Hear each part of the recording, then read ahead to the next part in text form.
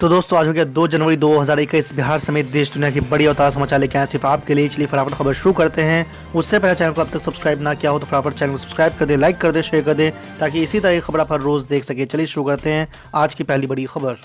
3 नए कृषि कानूनों को रद्द करने और फसलों के लिए न्यूनतम समर्थन मूल्य की कानूनी गारंटी दिए जाने की अपनी मांगों पर अड़े किसान संगठनों ने शुक्रवार को कहा है कि अगर सरकार 4 जनवरी को हमारे पक्ष में फैसला नहीं लेती है तो वो कड़े कदम उठाएंगे।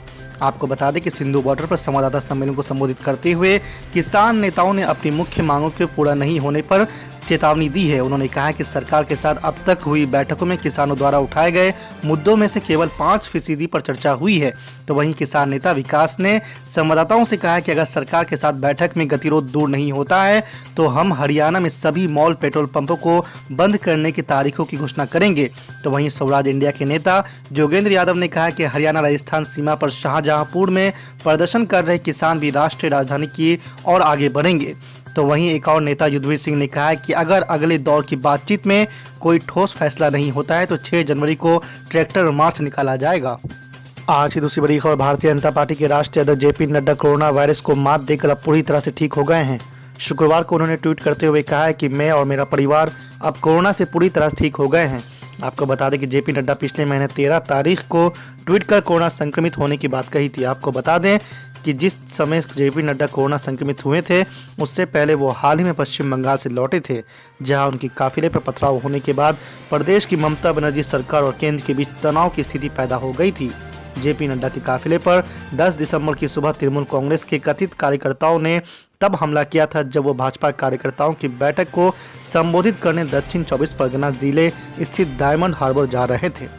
आज की तीसरी बड़ी खबर। शीतलहर के प्रकोप के बीच किसानों का प्रदर्शन जारी। टिकरी, धासा और सिंधु बॉर्डर समेत कई रास्ते बंद। जी आपको बता दें कि दिल्ली में नव वर्ष के मौके पर भीषण शीतलहर के कहर और तापमान 1.1 डिग्री सेल्सियस पर पहुंचने के बाद भी दिल्ली से लगी सीमाओं पर किसानों का प्रदर्शन जारी है। सरकार और किसान संगठनों के बीच बुधवार को हुई छठे दौर की बातचीत में बिजली संशोधन विधेयक 2020, एनसीआर और इससे सटे इलाकों में वायु गुणवत्ता प्रबंधन आयोग के संबंध में जारी अध्यादेश संबंधी आशंकाओं को दूर करने को लेकर सहमति बनी थी। आपको बता दें कि प्रदर्शन कर रहे किसानों के 41 सदस्य प्रतिनिधि मंडल के साथ बैठक के बाद केंद्रीय कृषि मंत्री नरेंद्र सिंह तोमर ने कहा था कि 4 विषयों में से 2 मुद्दों पर सबकी सहमति के बाद 50% समाधान हो गया है और बचे 2 मुद्दों पर 4 जनवरी को चर्चा होगी। हाथ कपकपाने वाली ठंड में पंजाब, हरियाणा समेत कई राज्य के किसान दिल्ली से लगी सीमाओं पर पिछले 1 महीने से केंद्र के 3 कृषि कानून के खिलाफ प्रदर्शन कर रहे हैं। आज की चौथी बड़ी खबर। गुरुवार को कांग्रेस और सीपीएम ने अचानक विश्वास मत की मांग कर पश्चिम बंगाल में राजनीतिक सरगर्मी बढ़ा दी है। तृणमूल कांग्रेस से पाला बदलकर बीजेपी में जाने वाले विधायकों पर दोनों पार्टियों ने सवाल उठाया है। उन्होंने कहा कि इससे पश्चिम बंगाल की सियासत में भ्रम की स्थिति पैदा हो रही है। कांग्रेस के नेता अब्दुल मन्नान और सीपीएम के वरिष्ठ नेता सुजन चक्रवर्ती ने अपुष्ट खबरों के हवाले से कई टीएमसी विधायकों के बीजेपी में शामिल होने का संकेत दिया है। उनका कहना है कि टीएमसी से विधायकों के बीजेपी में जाने के बावजूद विधायक पद पर बरकरार हैं। कांग्रेस के वरिष्ठ नेता अब्दुल मन्नान ने कहा है कि ऐसे में यह देखना जरूरी है कि टीएमसी के पास सरकार चलाने के लिए जरूरी नंबर है या नहीं, और यही कारण है कि कांग्रेस और सीपीएम ने बंगाल विधानसभा में विश्वास मत की मांग उठाई है। साथ ही आपको बता दें कि दोनों पार्टियों ने गुरुवार को संयुक्त प्रेस कॉन्फ्रेंस कर बंगाल विधानसभा में विश्वास मत के बारे में जानकारी दी गई है। हालांकि उनका यह भी कहना है कि औपचारिक रूप से इस मुद्दे पर अभी चिट्ठी नहीं लिखी गई है। आज की 5वीं बड़ी खबर। मोदी के घर में पहुंचे एमआईएम सांसद। जी आपको बता दें कि ऑल इंडिया मजलिस इत्तेहादुल मुस्लिमीन के औरंगाबाद से सांसद इम्तियाज जलील और वारिस पठान पहुंचे गुजरात। जी आपको बता दें गुजरात में इस बार स्थानीय निकाय चुनाव के दिलचस्प होने के आसार है। एक और जहां चुनाव की तारीखों के ऐलान से पहले बीजेपी और कांग्रेस ताल ठोक रही थी, तो वहीं अब चुनाव में असदुद्दीन ओवैसी की पार्टी एआईएमआईएम की भी एंट्री हो गई है। एमआईएम इस बार भारतीय ट्राइबल पार्टी के साथ गठबंधन कर अपनी किस्मत आजमाने जा रही है। आपको बता दें कि गुजरात में माना जा रहा था कि यहाँ सिर्फ 2 पार्टी बीजेपी कांग्रेस ही चुनाव लड़ती है, लेकिन इस बार बीजेपी और कांग्रेस के साथ बीटीपी और एमआईएम चुनाव में बाजी पलटने को तैयार है। आपको बता दें कि एमआईएम का जोर मुस्लिम बहुल इलाकों पर रहेगा। बीटीपी के साथ मिलकर असदुद्दीन ओवैसी की पार्टी अपनी उम्मीदवार उतारेगी। ये पूरे ऑर्डिनेंसेस जितने भी इशू किए जा रहे हैं बीजेपी रूल स्टेट से, ये भारत के संविधान के खिलाफ हैं। ये आर्टिकल 21, 14, 25 का ब्लेटेंट वायलेशन है। सुप्रीम कोर्ट का पुट्टुस्वामी का प्राइवेसी जजमेंट के जजमेंट्स पढ़ लिए लोग, क्लियरली ये बोलता है कि आपको कोई राइट नहीं है, आप स्टेट को कोई राइट नहीं है किसी के पर्सनल लाइफ में इंटरफेयर करने का। 377 का जजमेंट है। आप होते कौन है भाई? स्टेट क्यों इंटरफेयर कर रहा है? अगर कोई दो अडल्ट्स अपनी जिंदगी को गुजारना चाह रहे, जो संविधान उनको इस बात की इजाजत देता है, आप होते कौन है उनको बताने वाले? आप होते कौन है कि कौन किससे शादी करे ना करे? आप होते कौन है भाई? मुझे भी कुछ पसंद नहीं होगा, मगर संविधान को देखकर तो मानना पड़ेगा ना। आप कहेंगे कि शादी मैं किससे करूं ना करूं, आप किसी बोले अडल्ट को बोलेंगे इससे शादी करो मत करो। आप होते कौन है भाई? स्टेट को होता है कौन है? आपको पसंद नहीं है? क्या पसंद नहीं है? मेरे को कॉन्स्टिट्यूशन पसंद है बस। कॉन्स्टिट्यूशन जो बोलता है उसको फॉलो करना पड़ेगा आपको। नहीं, मैं आपको एग्जांपल दे रहा हूं, मगर कॉन्स्टिट्यूशन का वायलेशन करेंगे, वो भी फंडामेंटल राइट्स का। स्पेशल मैरिज एक्ट किस लिए बनाए फिर आप? क्या काम कर रहा है स्पेशल मैरिज एक्ट? और 10 साल की सजा, अटेम्प्ट टू मर्डर में क्या सजा होती है बताइए आप? 10 साल की सजा किसमें होती है? कोई क्रिमिनल लॉ जानता भी है? लोग इतने अनपढ़ हैं ये लोग कि 10 साल की सजा कितना आप बर्डन ऑफ प्रूफ कितना डाल रहे स्टेट के ऊपर? आप नफरत फैला रहे हैं। एक वक्त इस मुल्क में ऐसा भी आ जाएगा कि जिस तरह महात्मा गांधी को उस वक्त के व्हाइट सुपरमेसिस्ट साउथ अफ्रीका में ट्रेन से ढकल दिया था बाबू को, वैसे कानून बना देंगे क्या आप दलित मुसलमान के ऊपर? अरे कॉन्स्टिट्यूशन का तो लिहाज रखो कम से कम।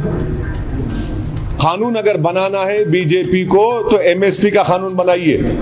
कानून बनाना है तो बेरोजगारी का भत्ता देने का कानून बनाइए। कानून अगर बनाना है तो रोजगार का कानून बनाइए ना।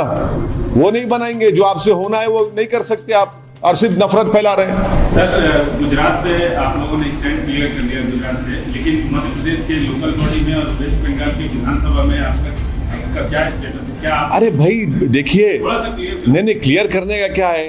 हम इलेक्शन लड़ेंगे, चाहे मध्य प्रदेश हो, गुजरात में बीटीपी पार्टी से छोटू भाई वसवा साहब से हमारी बात हुई है, इम्तियाज जलील साहब भी जा रहे हैं, उनसे बातचीत करेंगे।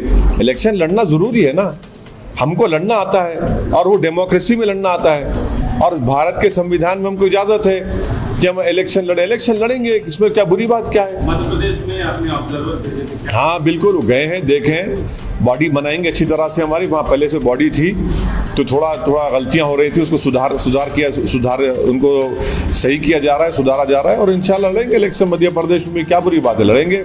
वहाँ के लोकल बॉडी के इलेक्शन लड़ेंगे। गुजरात में इम्तियाज जलील साहब जाएंगे, जाकर मुलाकात करेंगे बीटीपी पार्टी के प्रेसिडेंट साहब से, आगे बढ़ेंगे। वेस्ट बंगाल, हाँ वो भी देखेंगे, वो भी बताएंगे आपको। कुछ क्या क्लैरिफाई क्या करें, वो आप बोलेंगे, आपको जब होगा बताएंगे। मतलब सर, जाने का मकसद है इलेक्शन लड़ना, तो हमारे को जरूरी है ना, इलेक्शन लड़ेंगे उसमें। बंगाल को इतना पोशीदा क्यों रख रहे हैं? कई लोग आके मिले नहीं, पोशीदा क्या है, हम तो ट्वीट किए, फोटो डाले, आपने भी तो माशाल्लाह चलाया, शुक्रिया आपका भी कि बंगाल के लोगों से हमारी मुलाकात हुई, बातचीत हुई, और हमारे लोग गए भी बंगाल को, बातचीत चल रही है। अब बताएंगे आपको। हाँ, अरे जब जाएंगे तो आपको पता चल जाएगा इंशाल्लाह ताला। क्यों बगैर बोले क्यों जाएंगे? बताएंगे आपको, जाएंगे। Okay. Two new developments in what we have seen, the High Court's order in UP and also the ordinance passed in Madhya Pradesh. What would you like to say? The High Court order